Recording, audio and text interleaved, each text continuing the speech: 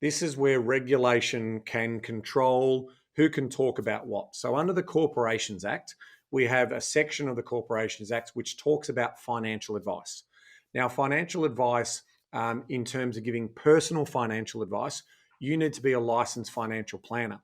And you can give financial advice on things like superannuation, personal insurances, shares, equity, bonds, or what is constituted as financial products. The interesting thing about residential property is that is not part of that list of what constitutes a financial product.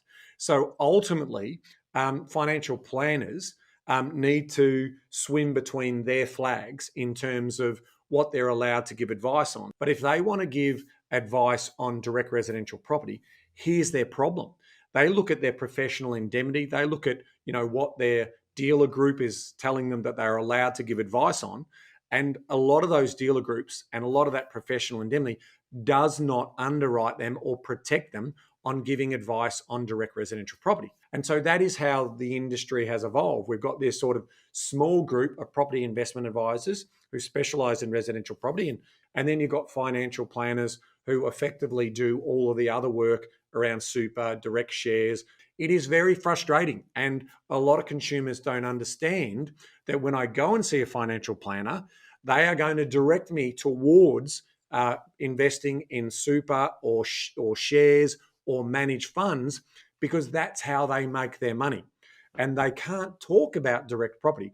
And so a lot of the tactics that they will use is, well, you've got your principal home, and we all know that diversification is recommended when it comes to general investing. The problem with that is it means we get spruikers in the space. We get people who are getting paid by developers, who are getting kickbacks and soft dollars and sort of inflated commissions because there's no regulation. So the barrier of entry, the skill sets and the qualification, they're interested in trying to sell you something rather than giving you trusted advice. And so the better businesses, I would always say, get fee-for-service advice. So it's really clear that they're not getting any money from any other source. They're ultimately working in your best interest, and it should be tailored to your current solution. If my first thing I want to do is invest in property or learn about property investing, I am better off talking to a property investment advisor first instead of talking to a financial planner, because the financial planner is going to probably try and talk you out of property in the example that we've just used. One thing I'll add to what Ben said there is a property. He said a property investment advisor. The barrier to entry to be a property investment advisor is incredibly low. We took it one step further in our business, and there is no legal licensing that's required. But instead of just a PIA, we've done a QPIA, and that Q stands for qualified.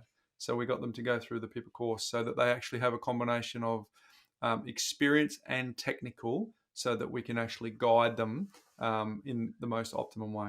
It really is important that if you're talking about, who would you go and talk to from a professional point of view, the first big question you need to say is, what asset investment do I feel most comfortable with?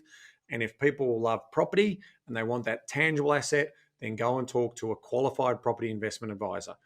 That is step number one. And then from there, you'll be able to then see basically how the approach works. And you always want to be talking to someone who doesn't have a stock list to sell, but ultimately can do a tailored solution for your specific needs. And that is why that is true to the form of understanding your goals, both personal and financial, understanding your risk profile, understanding your capability and capacity, and then ultimately then optimizing for that particular story through making the invisible visible. And then, like what we always say, take action. Take action. Take action.